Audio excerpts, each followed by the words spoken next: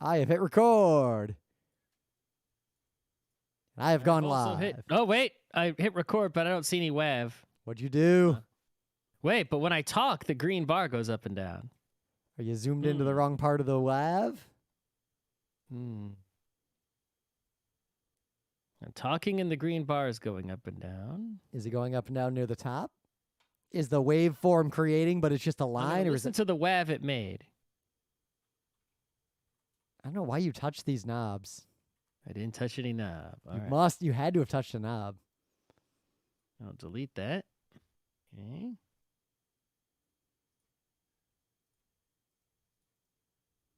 Record.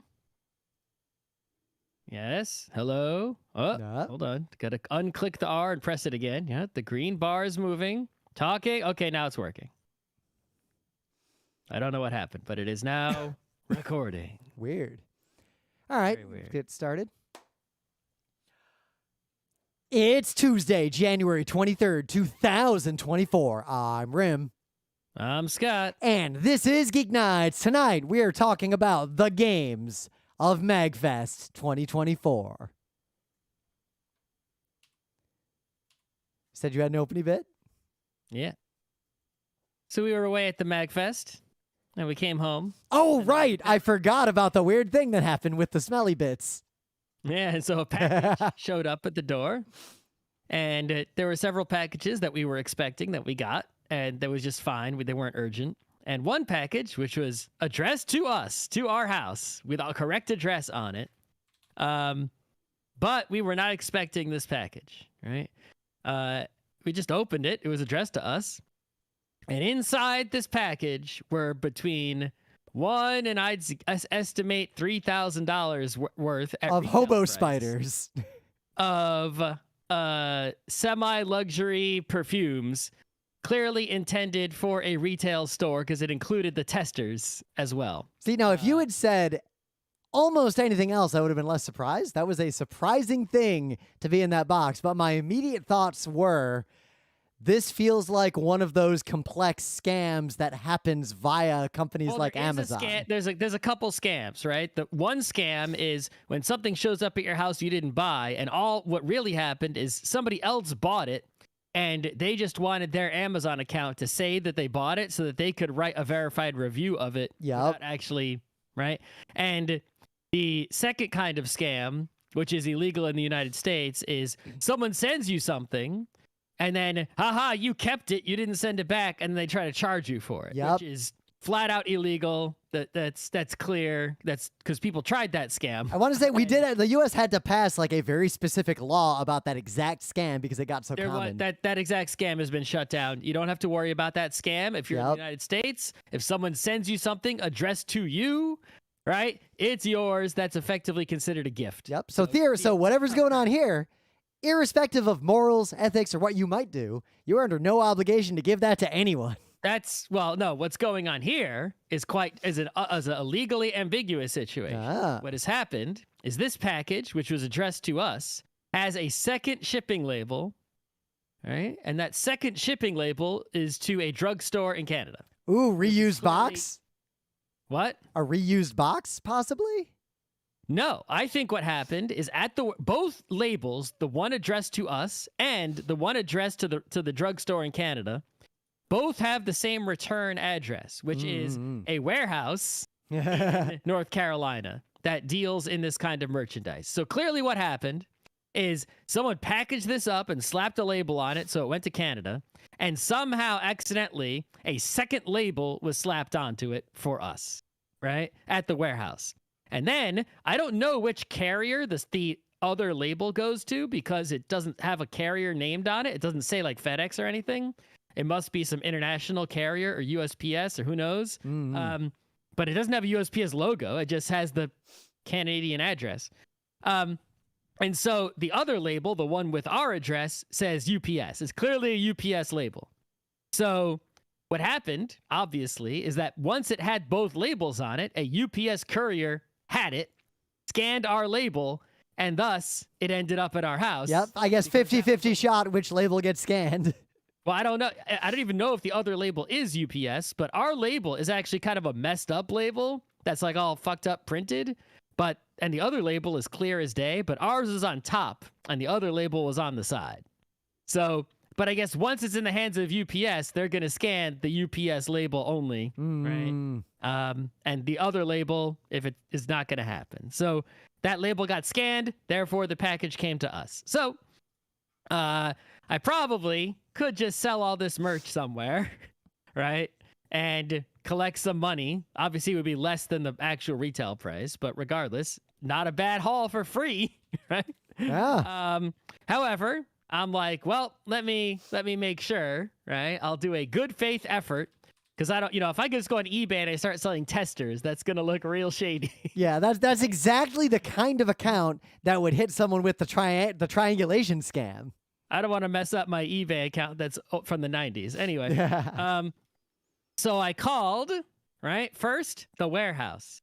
It was very difficult to communicate with the warehouse, right? Their phone menu obviously didn't have anything that could deal with this. I was eventually routed to a voicemail by talking to some other people who didn't really, it wasn't their job to deal with it, like the security person at the warehouse or whatever. But I left a voicemail with a person who has not called me back. And then I called the Canadian drugstore.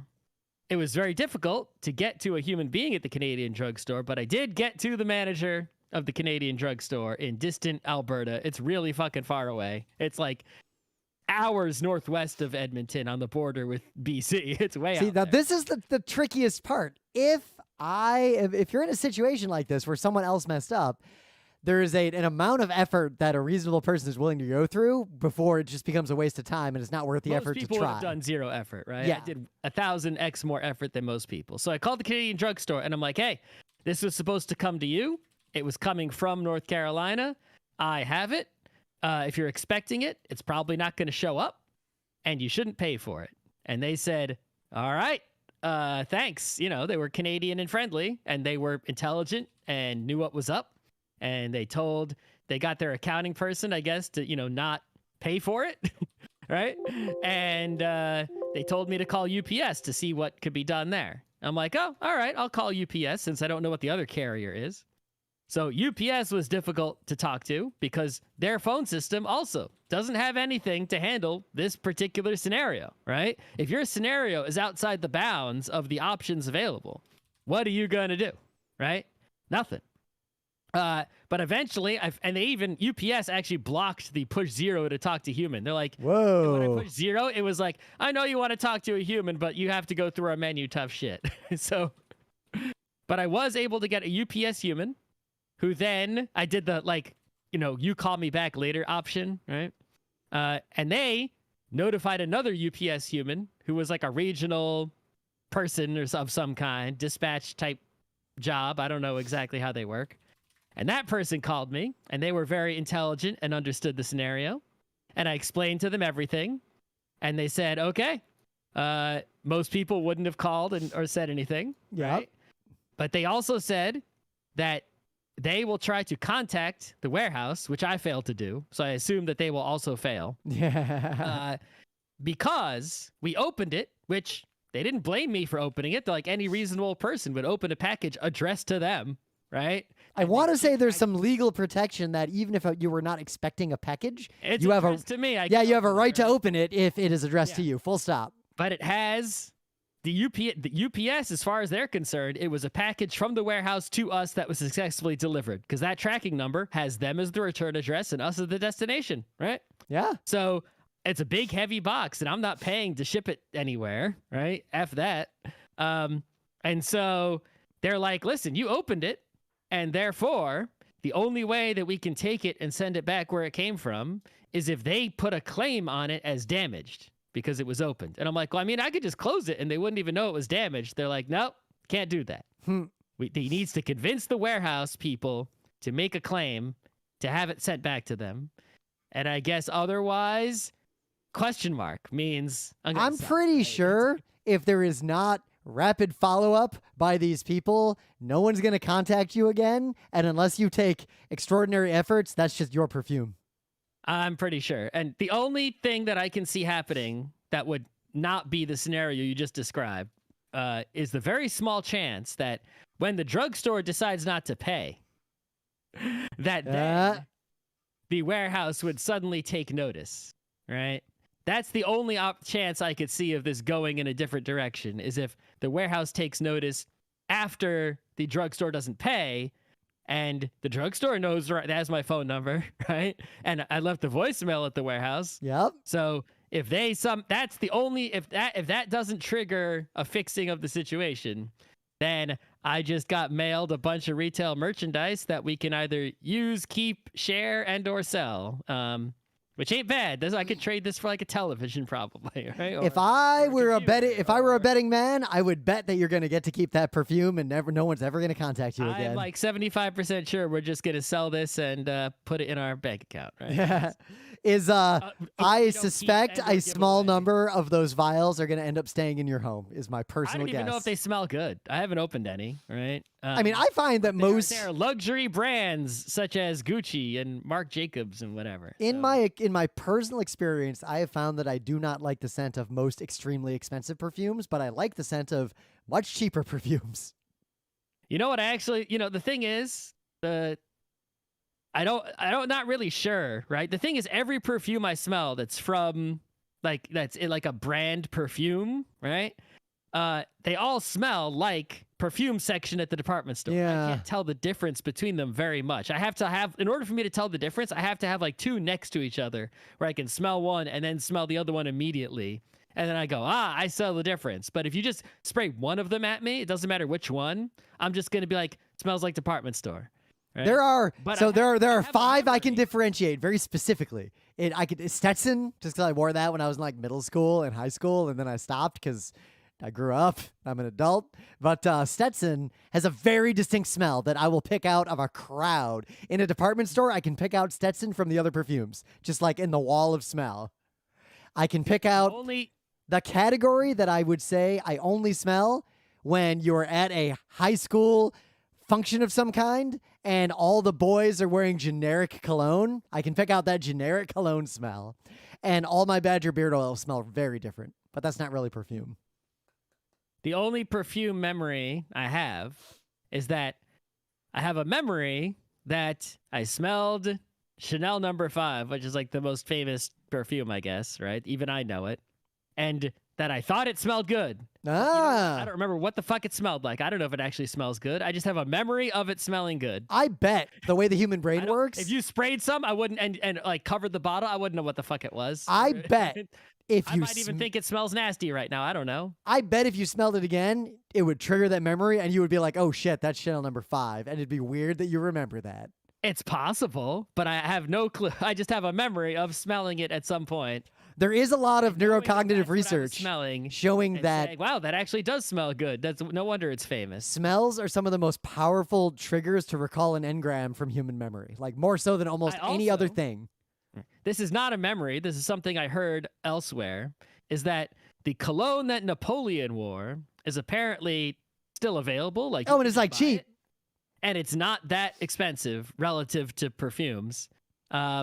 And that it's also possibly smells good. And now I am curious to smell that. I'm a little curious too, but if you ask me in a vacuum, would you like to smell the way Napoleon smelled? My answer would be a qualified, I need to know more about what Napoleon smelled like. That's exactly, I want to know more about what Napoleon smelled like, and apparently you can. Now here's the real double fecta. We need a third thing to go with this. Fecta. But the two-fecta would be to wear the Napoleon cologne and drink the king's pee. Ooh. At the same time. We just need a third thing, and also that might be the most inside reference we have ever made on Geek Nights. Okay. If we had 8 things, it would be perfect. So you got any... Turn French, you would just suddenly a duck bill. Oh, je parle français. So you got any news? There's a couple newses. So this game came out called Palworld, which is made by a developer called Pocket Pair. Apparently, they originally tried to make a game called Craftopia. I don't know if that still exists, but this game, the Palworld, seems to be very similar to their Craftopia. It's one of those, sort of survival action adventure games that has, real-time 3D third-person combats. and also building factories like Satisfactory, but also farming and survival, that kind of thing. But they differentiated themselves with this Palworld game by basically ripping off Pokemon, right? It's you want to run the factory? Yeah, you capture monsters and put them to slave labor in your factory. You can kill monsters and eat them. Monsters can eat other monsters. Monsters can just have fucking guns, right? It's just like, yeah, we're going to do all the things with our monsters that definitely aren't Pokemon that you're not allowed to do with Pokemon. And this game is now the #1 game on Steam, period. Counter-Strike, Dota, they are behind this game as of now, and it's still early access, and it just came out. It sold 6 million copies in the first 4 days it was live. And what's weird, I don't think I know a single human who is playing it or wants to play it. Well, it sort of became a thing while we were at MAGFest, right? True. That recent. But you can also you can play 4-player co-op, but I think you can also like run your own server to get 32 people together or something. I don't know. But anyway, the interesting thing about this game is that people have modded in, surprise, actual Pokemon, right, into this game. They just, we obviously the company can't sell Pokemon, but we can just put Pokemon in there, and now it's actual Pikachu with a gun. Like in the old days, you could take Doom and just put Mickey Mouse in a wad, and there he is. Well, you could if it was legally, at least. If it was, I mean, you could do it illegally back then. It's not Doom's fault that I made a custom wad with Mickey Mouse. So Nintendo, of course, has not failed to notice this, especially since the Palworld company is a Japanese company, developer and publisher. And so the people who are they're not going after the Palworld company because, they have differentiated their monsters enough. Yeah. And that they can't be going I don't think Nintendo has anything on the Palworld company unless the company endorses. If they did, they would have also destroyed Digimons and all the other Mons. Yep. Right? But the people who are making the official Pokemon mods, Nintendo is going after them, unsurprisingly. So I suggest, if you want to do some official Pokemon mods on your Palworld server, get them while they're hot. 2, if you're making these mods, stop releasing them publicly. Put them on some shady website Nintendo will never find. So, and 3, I don't know if this game is actually any good. No, this game. So I read some reviews of this game from people I trust, and the reviews all said it's empty and hollow, and it feels like the kind of game that NFT people would make. Yeah. Like it's a nothing game. I haven't played it even 1 second. I've just seen video footage, but it seems like it's sort of a cookie cutter kind of deal, right? It's sort of trying to be everything to everybody. And as a result, there's like nothing to seem do. Like it has microtransactions though, right? Yeah, but it's just like I can tell. It's an empty, soulless, according to a bunch of reviewers, like I have not played it, empty, soulless, open world with some survival and crafting stuff to do if you want. It is only $27 and early access, so that's not really unreasonable, especially if there's no microtransaction bullshit. Yeah. You can run your own server. But what's interesting, like the real interesting part about this is the online reaction. There's corners of the internet that like the company has said their developers are getting tons of death threats, mostly from people who are... I have to read this. There's an IGN article about it. Palworld devs say they've received death threats amid Pokemon ripoff claims. They've also said they're receiving death... There's a handful of Poke Ultra fans. Yep. Probably in Japan. Pokemon fans are going after this company. But also, people are going after this company claiming that they just used AI to make the art. And they're mad about the fact that AI is involved, which... I don't think that that's the case. May or may not be true, but it doesn't matter. It's possible, but... These character designs are indistinguishable from any generic, I need to make a bunch of monsters characters. Like, the IGN article I read made a good point. If Digimon came out today, the people who are sending death threats to this company claiming they're using AI would be sending death threats to Digimon because Digimon look like they were made by an AI.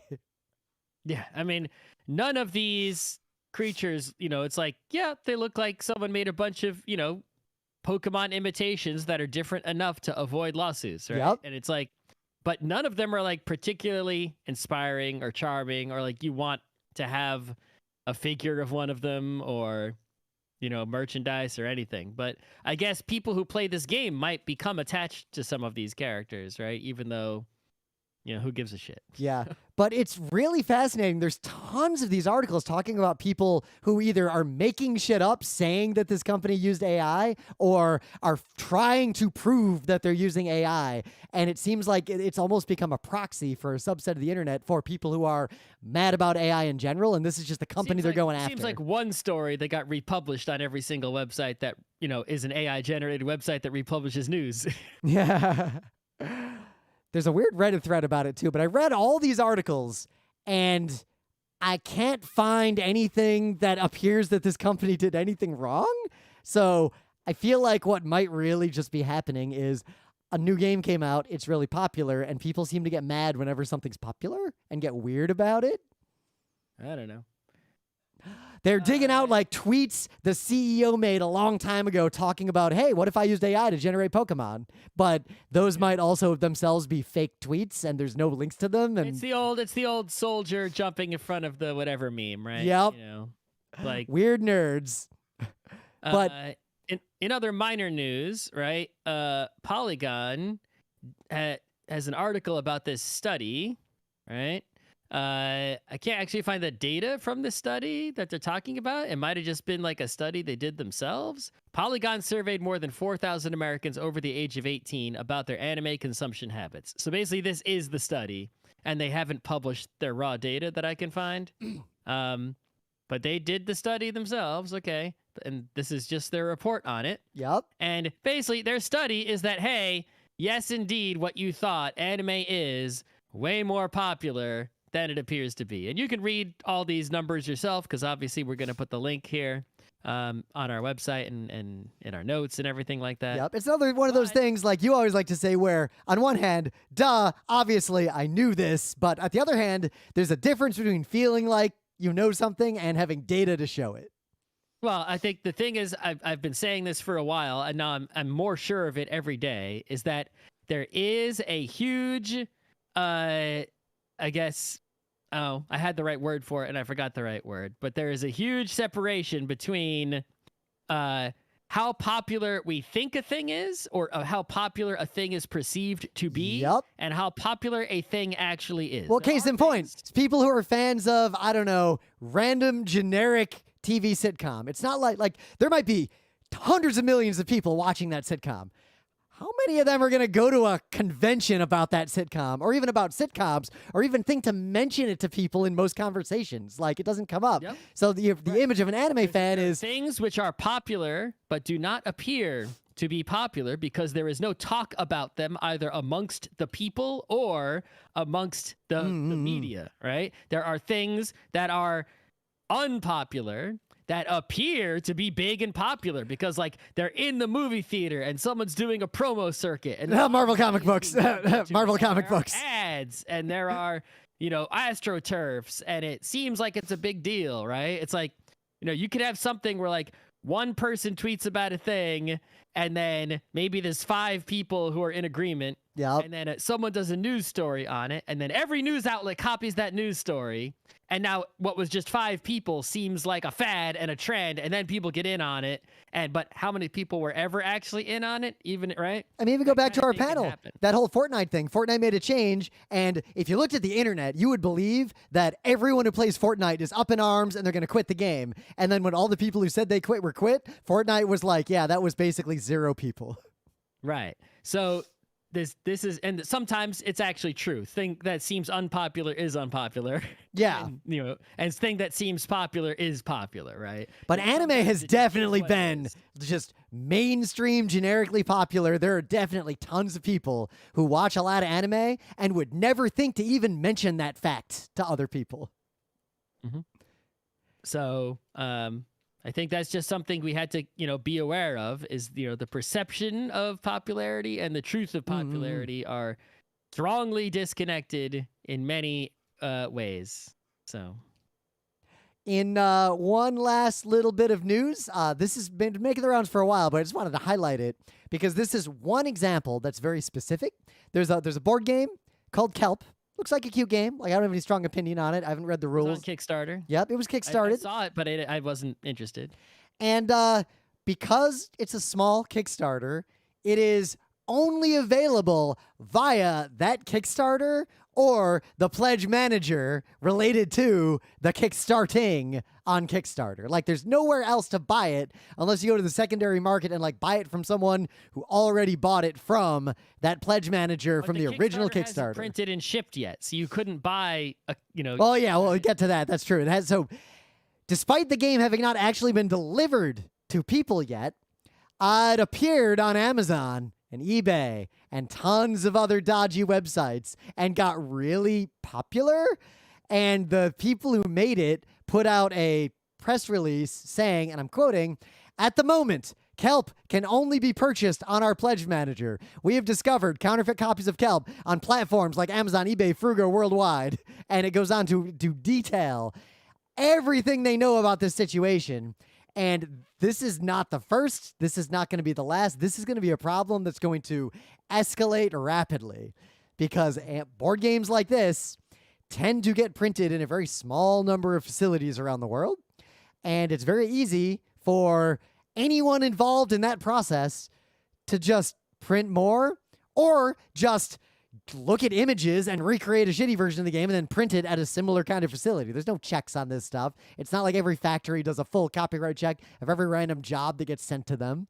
And I mean, this has been a problem for decades now, right? And this is the reason the U.S. has intellectual property law, is because they basically created a regime whereby you can have a job where you are you had designed a thing. And you thought of the thing, the knowledge work, right? And you wrote a song, and that knowledge work gets financially rewarded in capitalism, right? And so when you buy an Apple product, what does it always say? Designed in California, manufactured in other country, right? Every single Apple product has a little notice in there that says exactly those words. And Apple is reaping most of the profits because they designed it. Yep. But in the real world, if there were no governments, enforcing laws that made those things happen, right, on purpose, people who design things would see no return on their work. Only people who manufacture things are able to see a return because they're the ones who produce the good. Well, zoom out a little bit. The whoever controls the thing that is scarce about something is the only person who can make money without laws, regulations, and society backing up the rest of that process. Yep. Your only hope as a person who designs a thing, a knowledge worker, would be to keep your knowledge hidden until the very last minute. And you would go to a factory and say, "Hey, factory, I have a board game. It's guaranteed to be a big seller. You've seen my other games. They were big sellers. I will give you the files for this board game. They've never been exposed to the outside world except on my secure enclave in exchange for this pile of money. One shot pile of money. And then once those files are out, the whole world is now able to produce your game infinitely, and you will not be able to see any monies for it." That is what it would be like for people who design things, if there were no governments enforcing any kind of law. But I think capitalism still exists. What's specifically happening here is that we've hit a point where this would happen off and on because there's various ways to do it. But nowadays, partly because there's print and plays, people will post screenshots and videos of a board game before it comes out. People can get images or guess at the parts they can't see. These aren't even just like the factory, like someone took the factory files and printed more. Some of these counterfeits are like badly put together. They have errors. They were clearly made by hand by people who are dedicated to finding board games they can make black market copies of and just making them. Like, there's all these screenshots of the absolute garbage that has showed up in the mail of people who bought the game who didn't even think they were pirating. They thought they were buying the game legitimately. They weren't even trying to pirate. Yeah, it's just, this is, we've had lots of counterfeit board games for years now, but this is a new one in that, but the game isn't even out yet. Yep. That's what makes this one a different situation. Somehow the files were recreated or stolen or hoisted in some fashion, leaked at a factory or stolen from the Kickstarter or somehow, and they, who knows if the counterfeit game is even playable, but they're printing it and selling it regardless, right? Yep.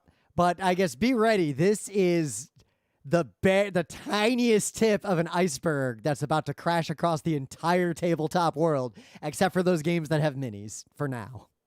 Well, I think that this is going to scare people who make tabletop games into doing things a bit differently. Yep. Can't do print and plays. You definitely can't let anyone have enough assets to make your game in Tabletop Simulator. Yeah, well, that's one person suggested that maybe what happened is since they had like a tabletop simulator demo, that someone might have gone and taken the assets from the tabletop simulator and used that to create the counterfeit. Yep, and there is, if a game exists in Tabletop Simulator, which itself is a dubious application in terms of legality and ethical use of other people's intellectual property, if we sidestep all that, even if somehow Tabletop Simulator was super secure, analog hole, someone could play the game, take screenshots, and print their shitty counterfeit. Mm-hmm. But anyway, things of the day. We actually have two very similar things of the day in that two rare things have happened recently in ice hockey. Yep, in the game of ice hockey, in the NHL, right? Weird things happen in other leagues besides the NHL on a somewhat regular basis. I'd say at least a few times a month, maybe, during hockey season. But in the NHL, there are things that basically never happen that could theoretically happen. And two of them happened on the same day, days apart, and it's like these are extremely. It's like two cocoa beans together. Yeah, mine is from the end of last year. It's not immediate. It's just been in my queue. December 16th, I think, was this one. Mm-hmm. So mine is there's a rule. I didn't hear about it until. No, I didn't hear about it until like a week ago when I saw this video. That's why I thought they were days apart, is because even I didn't hear about it. Yeah. I read everything. So the last time I remember this happening, and when I learned this was a rule, was in the year 1997 when Patrick Waugh violated this rule. And I remember it because it was a big deal. When the ref blew the whistle, Patrick Waugh looks at him like, "What? What'd I do?" And nobody knew this was a rule. Like, players didn't know it was a rule. The refs did. Yep. It didn't happen again until once in 2006, and now in 2023 it happened for a third time. And the rule is, if you're a goalie in the NHL, you can play the puck anywhere except outside, behind the net, in the two corners. You can just play the puck, but you cannot cross the center line with the puck. That is a penalty. Yeah, you can skate over the center line, but you can't touch the puck. You can't skate. You can't you can't control the puck. You can't touch the puck in the back corners outside the trapezoid since they added the trapezoid. Yep. But anywhere else, either in the trapezoid or in your crease or in the zone on your half of the ice, or even in the neutral zone on your half of the neutral zone, the goalie can play the puck. So when Patrick Waugh got the penalty, he was just dicking around and being funny in a game that didn't matter, like they'd already won. And he just skates out and he's skating forward with the puck, and it was kind of funny. But in this case, just watch the video, you'll see how it went down. But you might think it's understandable that people wouldn't know about this rule because there is no situation anyone could imagine in the modern NHL where a goalie would on purpose want to be over there where the puck is in play. Mm-hmm. But this is a long-standing rule because in old-timey hockey, the reason this is a rule is because goalies did it all the time and they kept getting hurt. And the NHL banned them playing out on the other side of the red line to prevent them from getting hurt because they kept doing it. So what's your weird hockey thing?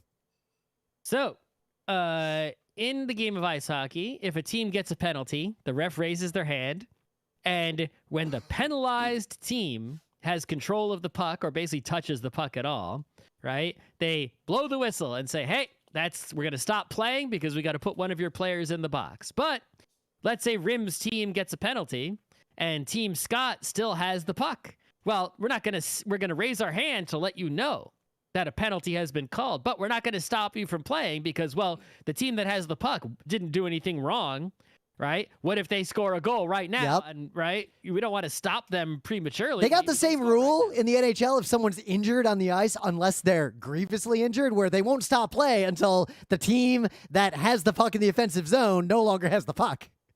Right. It's like, because otherwise, you could just commit a penalty on purpose to stop my team from scoring a goal. Oh, right? What's his name? There's that one guy. There's that one guy who did that over and over and over again, like 40, 50 years ago, and the NHL made a rule about it right like the next season.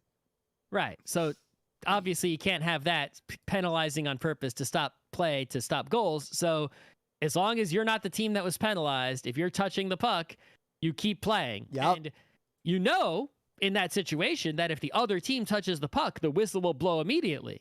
So you don't need a goalie anymore. So it's called a delayed penalty. And when that happens, usually your goalie will get off the ice. He'll bring out another player, skater, and try to score and try to keep the puck away from the other team. And that's a good situation for you. You're basically extending your power play with a delayed penalty. Now, the situation is, it's like, well, your net is empty then, right? And it's like, yeah, but how's it going to go? We're not in trouble here. We're not going to get scored on, because if they touch the puck, this play stops immediately. They cannot score on that. But you can accidentally put the puck in your own net in that situation, in which case it would be a goal.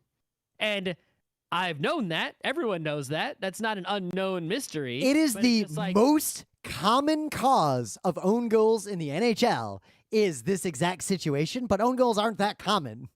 But it almost never happens, basically. Like, I don't remember it. I'm sure it did happen. This isn't the first time, but I don't remember it ever happening. I saw it happen to the Red Wings when I was a kid. I have never seen it with my own eyes at an NHL game. And of course, it happened. The Penguins embarrassingly lost big with an own goal themselves in exactly this fashion. It was disgraceful. It's so funny. And it's hilarious. Just score on yourself. Congrats. In the meta moment, the GeekNights Book Club book is The Night is Short, Walk On Girl. I imagine we will do this book club episode mid-February. Like, I'm going to go on a trip next week. Reading that again. Yeah, but I'm going to go on a trip next week, and it's a ski trip, so there's one, no Geek Nights next week. But two, I will have a lot of downtime to quietly read before I fall asleep between skiing, because I'm the kind of skier. I'm on the first chair, and I'm on the last chair, and I'm basically skiing as much as possible the entire time. Well, if you're traveling to, I don't ski, but if I was going to travel to ski, then yeah, I would ski. If I'm paying this flat rate for unlimited ski, I'm going to get every... Yeah, you and me, if you skied, that would be what we would do. And it's always weird to me how most skiers, the vast majority of all skiers, are not like that. They will pay the same price as me. The lift opens at like 8:30 in the morning. They'll roll in at like 11. They'll do a couple runs, and then they'll go to the bar. Well, maybe they're skiing so much that they're there so many days that they don't need to. True. I can't just live. Well, I guess I could just quit my job and go live in Colorado and ski the rest of my life. I could actually afford that if I was careful. I guess I wouldn't have health care, so I really would have to make sure I didn't hurt myself. But anyway, I digress. If I went on a trip to some foreign country and I was there for one day, I would wake up at the crack of dawn and do everything I possibly could. And if I'm there for a week, I'm going to go to sleep at a normal time. That's why I have so many photos of Istanbul at night, because the first time I went there, I wasn't sure if I'd ever get back. So I was like, well, I'm going to spend every waking hour exploring the city. And I stayed up till like 2 a.m, wandering around every single night the whole time I was there. That's right. Otherwise, we were just at MAGFest. It was fucking awesome. Cons are back. We're probably going to talk about MAGFest on Thursday because there's a lot to say. This MAGFest was, I think, the best run and best MAGFest I have ever attended, at least since they went to the Gaylord. I'm always worried about MAGFest, but nope. Nothing to worry about. I'd say for the first time in my life, I'm going to say that MAGFest has a higher chance of surviving than it did its previous iteration. Like, MAGFest is on an upward trend in a big way. It is up. Yep. PAX East coming up. We'll be there, probably in Forsen, doing some panels, TBD and all the details. But if you want to see us at PAX East, we will almost definitely be there doing our normal thing. What else we got going on? I guess PAX West won't be that long out. Panels will open soon enough. All right. Put a little marker. So I guess we'll get into it. We're not going to talk about MAGFest. We're just talking about the games that were at MAGFest. Primarily in the... talk about all of them. No. Ones that were notable or that we noticed or played in some fashion. But I'm not going to talk about ones that we play like in the arcade. I'm not going to talk about like, Adam's Family Pinball Machine. It's like, come on, that's right. Yeah, like I played a bunch of DDR. It's DDR. Okay, great. Right. We're talking about a specific section of MAGFest, the MIVS, the MAGFest Indie Video Game Showcase. And this room has not a new room at MAGFest. It has been there for years at the MAGFest. But in this incarnation of MAGFest 2024, this room was what it had everything that it had the last time I was at MAGFest 3 or 4 years ago. And it had somehow enhanced greatly into like basically the best room in all of MAGFest. Yeah, And MAGFest Indie Arcade area is basically a combination. Indie Arcade and this Indie Video Game Showcase. They're sort of like these two. It's just one room, right? But it's all the same thing to me. It is a wide margin better than the best indie setups PAXs have ever had in terms of what is there, the quality, the content, the variety. MAGFest Indie Video Game Showcase is a very important thing for games and art, in my opinion. Like, I was blown away by what I saw there, and I feel like it's just going to get bigger every year. Yeah, so I think it's what it is that the barrier to entry to get in there is so much lower, right? Yep. And the culture of going in there is so much different. And there's no industry presence like whatsoever. Yep. And right? the culture has been around forever. Like, remember that dodecahedron weird looking mirror game that we post-picked? It is still there. That thing's been at MAGFest like forever. Just like there's the metal skateboards on the janky DDR pad, and there's that game where they try to make it like a DDR but on a skateboard. Like, that's been there forever. But that area historically, nerds who had a weird idea would basically just they'd cobble together an art installation that happened to be a game and just put it there and walk away. And then people in MAGFest would just walk up to this thing, like this pile of parts or like a weird box with a button, and they would just interact with it.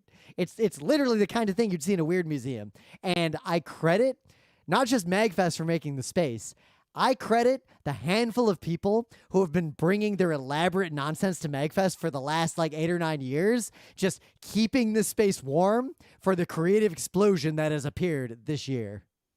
It's definitely a room with a demo scene vibe going on, and there's and compared to at PAX, what you have at PAX is there's plenty of indie games there in the expo area and otherwise, but those are all supported by often these mid-tier publishers or the indie mega booth, which is right, or there used to be the indie mini booth. This is a lot like the indie mini booth, only no mini booths. It's like all the indie mini games get a big, a bigger presence, right? But also at PAX's, every game in a place like that is on Steam or available. You'll be able to buy it. Here, it's a mix of games that are or will be for sale through traditional channels, but also games that really just there's one and someone just made it and there aren't more. You can't buy it on Steam.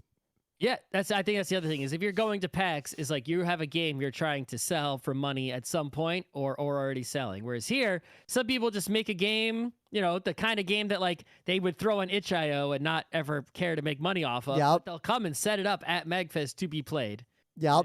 Right? But no expectation of it being for sale ever or anything like that. So, to give some examples, there's one game that was there. I didn't get a chance to play it, but I watched some other people play it. And it's basically a Monty Python silly walk / upper class twit simulator.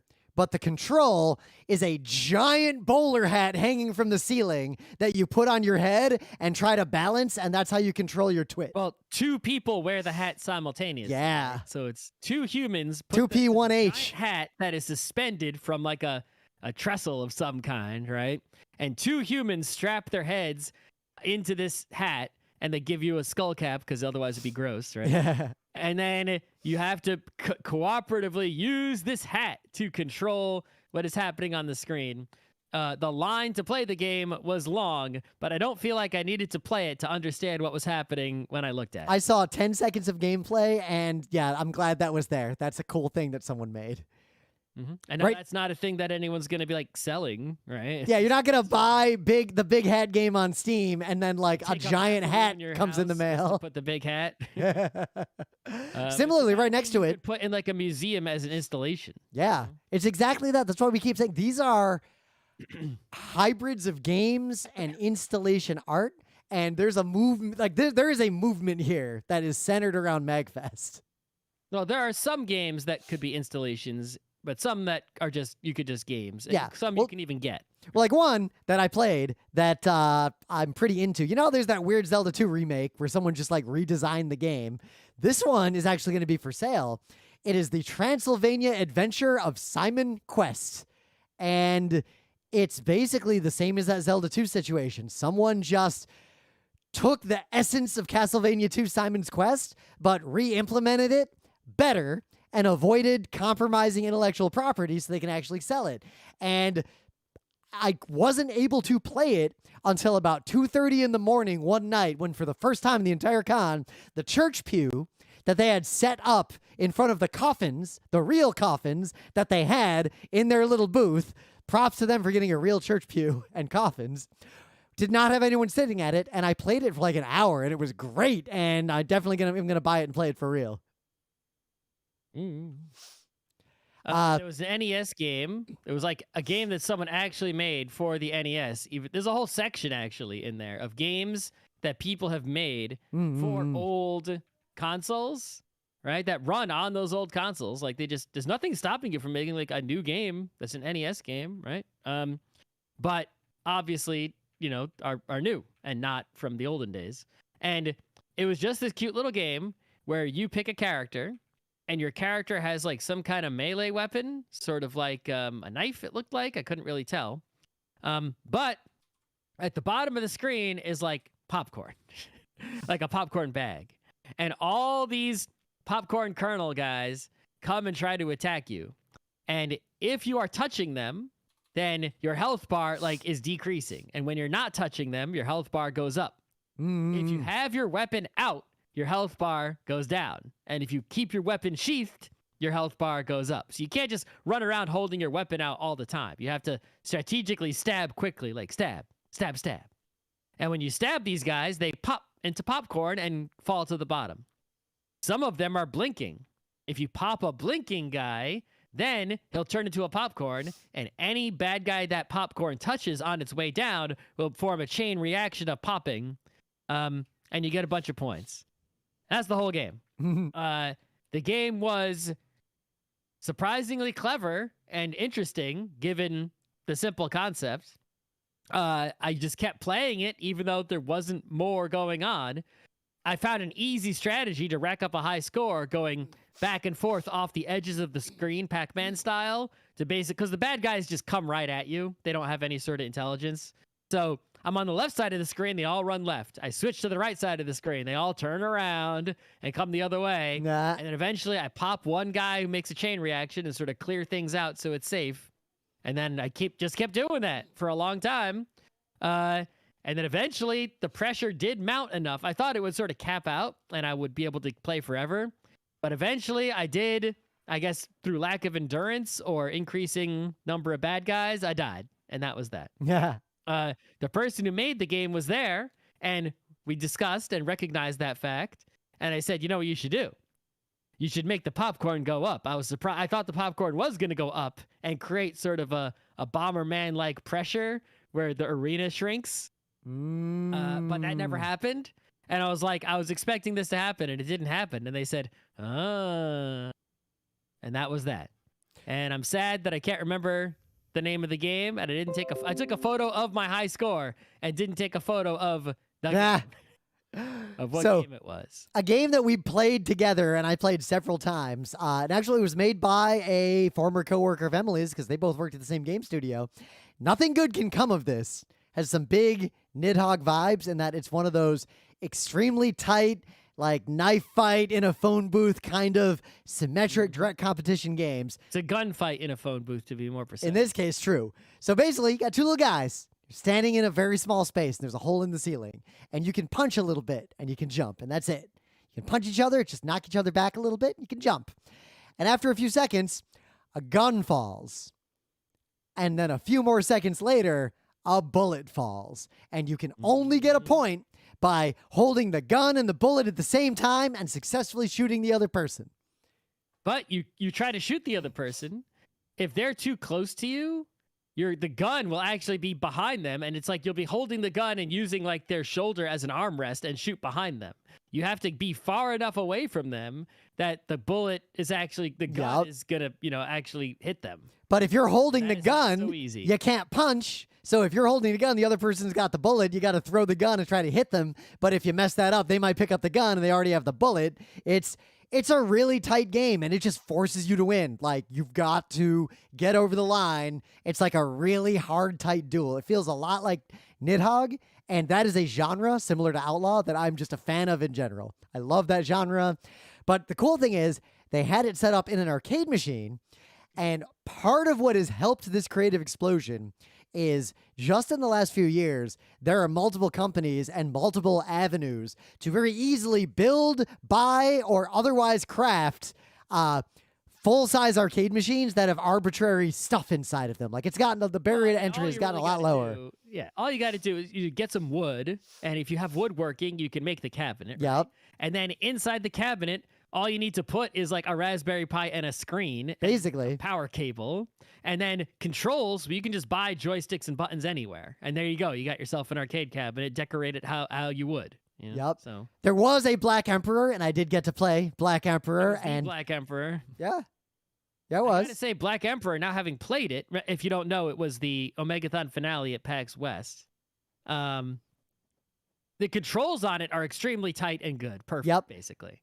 Like, they look tight. Hard. It is not actually a hard game at all, control-wise. Like, you can perfectly control that bicycle. I got the hang of it in like 2 seconds. Motorcycle. The only challenge in that game, it is the challenge of memorization, because the things come at you so fast that no human could react to most of the changes. Because when sand comes at you, you have to hit the throttle harder. Yep. And when the road turns, you have to turn, and it comes at you so fast, you can't possibly react fast enough to not die. You know? Where you position yourself on the screen. So you have to just memorize what's coming up next, because it is set in stone, at least on until it changes. So it's the same game as Kaboom for the most part, just with a radically different style. Yes, but it's Kaboom, but there's also a button you have to regulate. True, it'd be Kaboom if there was a button. The wheel. Yep. Speaking of memorization, so Emily and I played a game called Bunny Beats by Studio Tapioca. And I saw that one, yeah. It's got really cute art, but it's a rhythm game. It's a rhythm game, but it's a rhythm game that doesn't fuck around. We played it on easy. It is hard. I appreciate it in that it is a rhythm game that someone who is good at music and understands rhythm and possibly is a percussionist would love, but someone who does not have rhythm and is not good at music could not play it. It basically is a bunch of bunnies, and they're making mochi. So they're hammering the mochi. It's really cute, and there's a bunch of them. And they're all playing basically a different part of what is a percussion song. And the way the game works, it'll show you one of the bunnies will be like highlighted, and you have to pay attention to just that bunny and see what part the bunny is playing, memorize it and learn it, having heard it only once, and then in the next stanza of the music, play that bunny's part without any notes or any prompts or any help. Yep, this is the middle challenge, right? Because you'd think, I could be a percussionist. It's so easy, right? It's like I can, some people can not keep a beat or a rhythm whatsoever. Yep. I at least believe that I can keep a beat or a rhythm. I've seen you play DDR. You definitely can keep a beat or a rhythm, and you can definitely follow instructions on a screen of when to step where. I can keep exactly one beat, a rhythm, right? At a time, right? I can be like, 1, 2, 1, 2, 1, 2, right? To be an actual drummer, you have to be able polyrhythm, 3 on one hand, 4 on the other hand simultaneously. Right, you have to have one hand doing one rhythm and the other hand doing a completely different rhythm, right? Not even like one hand going 1 2 1 2 and the other hand going 1 2 3 4, where like they're sort of sharing, right? That's still the same rhythm. It's got we're talking about like completely different. Like one hand is going like dun dun dun dun dun dun dun, and the other hand is going dun dun dun. But it's not like most rhythm games that even have memorization components where like it shows you the rhythm or it shows you the thing and then you do the thing and it's kind of synthetic. This is more like you're going to hear someone play something and then you got to play the same thing in context. And it's a skill that musicians have. I don't think anyone else has that skill. Right. This is in this sort of middle area. It's not asking you to do the full challenge of 2 simultaneous different rhythms, but it is asking you to do a rhythm while other rhythms are in your ears that aren't the one you're going to play, right? And the one you are going to play is not being hinted at, right, while you are playing it visually. You have to have memorized it from having heard it, sort of like Simon. Yep. But it's like if you were 4 Simons and you had to reproduce just one of the Simons and the other 4 were the other ones are beeping away at you, Yep. right, at the same time. It's like, that's what this game is. Pretty clever. But the reason why it's not just impossible is that you're playing the rhythm in the context of a legitimate real song. So it'd be like someone who's an artist. Rhythm does fit with the other one. Yeah. And picking up on how it fits and what it's doing, which, again, I don't think anyone who is not a musician is capable of. That's the challenge. All right. Another game that I saw and played, which is available on itch.io at blairzang.itch.io/BBB, is called Bamboom Blade. Oh, that's real good. This is real simple. So basically, it's trying to simulate, kung fu movie, wuxia, sword fight, situations, sort of like Crouching Tiger, Hidden Dragon style. There are 2 very tall bamboo trunks. And on each trunk, there is a warrior person with a sword and nothing else. And they're holding on to that bamboo trunk. And the controls are very simple. It's twin stick. The left stick allows you to move up and down the trunk. And the second stick, well, the left stick also, if you move left or right, will allow you to bend the bamboo trunk to the left or right, basically shifting your weight. So you can whip yourself around on this trunk like, ooh, right? It's a 2D game. The right stick only controls your sword. If it aims up, you'll hold your sword in the sky. If you aim it down, you'll put your sword down. If you spin the stick around in a circle, you'll spin your sword around like a, whirlwind, like a fan that's going to chew up something that gets thrown into it, right? And so there is someone else on the other stick with the same controls, and you are trying to stab them to death without being stabbed to death. The rules of this game are quite fascinating in that I found it wasn't quite Bushido Blade where any touch of the sword kills someone. It's very smart with locations and physics and speed. Like, for example, in one game, I came together with my opponent. My sword went right into their leg, like right into it, and their blood was coming out. I knew I hit him. Their knee hit me in the head, and I died. The sword did not touch me. Yeah. Right? So that's the kind of game it is. If you want to have a 2-player fighting game that has a really low barrier to entry, but really sort of high skill cap and possibilities, it's obviously not going to take you as high as an actual fighting game, like a Street Fighter kind of situation, but you can get a lot of play out of this one. I think you could even get more play out of this than like a dive kick. So I appreciated it very much. Mm-hmm. I don't even think they're asking any money. One that stood out was really download, and it didn't even ask me for money. It's just like start downloading. We'll get in on that. That gets to be an Outlaw 2 for us. Nidhogg 2. Good. It's very similar to Outlaw, just a one-on-one, completely symmetric situation. So I forget the exact title of this game, but it's like Bad Art Forgeries. It was a really cute little thing. It was just set up, and basically, you get in the middle of the screen, there's a pixel representation of a famous painting. And it's a versus art forgery game. You have a very limited amount of time to, with a mouse and a very coarse MS Paint set of brushes, recreate that painting as fast as possible. The winner is whoever gets the most pixels correct by the end of the timer. I won. I beat Emily. Our paintings look very different from each other. My percentage was 62.3. I got 62.3% of the pixels correct, and Emily got 61.92% of the pixels correct. It's literally counting how many pixels are the correct color. That's all the game is. It's great. It is real fun, and it's a really clever idea. Okay, the absolute best game that I saw that I don't want to miss is a game called Quest Fast, a customer copy adventure. Oh my God, that was one of the most impressive things in that whole It is the space. best one. So this game-wise, is just an adventure game, right? Like a text adventure or a King's Quest or a Monkey Island or a Shadowgate, right? Where it's like, look at the room, go north, use this item on that thing. That's the game. There's nothing special about it in that regard. It's basically a text adventure where you're going to make breakfast, right? Get eggs, get milk, crack eggs into bowl, turn on stove, put eggs in pan. You're trying to make breakfast. That's the whole game. Nothing else to it, right? What makes this game special is the interface for the game. They created an entire cash register with a 10-key numpad, a little LCD display with 2 rows of text, 2 receipt printers, and a barcode scanner, as well as some markers and a little bulletin board you can use. And what happens is there's one receipt printer that is the main one, and that one is basically printing this never-ending long receipt. And that never-ending long receipt is actually the main output of the game. It says like if you tell it, look at the plate, then it prints and you'll see the plate and you'll see a description of the plate and it confirms the action you chose was to look at plate. Here's what you saw, and that's the output, right? There's also a side receipt printer.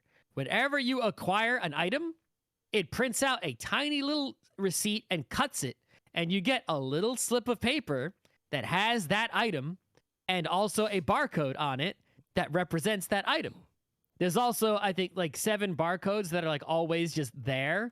Like those are for the main actions, like, look, take, eat, etc. Yep. So you would scan on the look barcode, which is always there, and scan the plate, the little tiny receipt you're holding, and that's how you look at the plate. You scan everything you do in this game is always scanning 2 barcodes. Scan an action and then scan a thing. Scan an action, scan a thing. That's all the input for the game.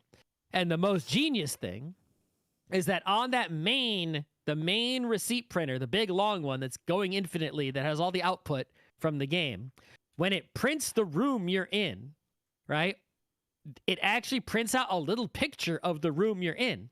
And if you look closely at it, you'll notice all the items in the room have barcodes on them. So it's like when you open the fridge, you'll see there's like eggs in the fridge, and it's a picture of eggs, but the picture of the egg carton is filled in with a barcode. So you click look you scan the look barcode, and then you go over to the big receipt, the mega long one, and you scan the eggs in there, right? And it's like, yes, you see a carton of eggs.